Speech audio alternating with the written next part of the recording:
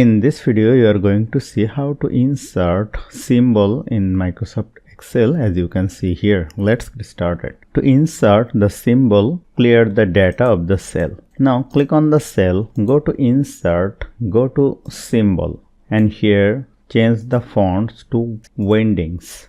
And let us go to the down, and here you will see the symbol, tick symbol. Then click on insert, then the symbol will be inserted. Now click on this cell, go to insert, go to symbol, choose the font to Wendings, go down and select this symbol and click on insert. Then the symbol will be inserted. Now if you want to change the color, go to home and you can change it from here very easily.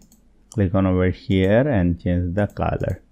Now if you want to copy it, press Ctrl C to copy and paste it over here. Ctrl C to copy and press Ctrl V to paste it. So hope you found this video helpful. If you like this video, please share this video with your friends and family and don't forget to subscribe. Thank you.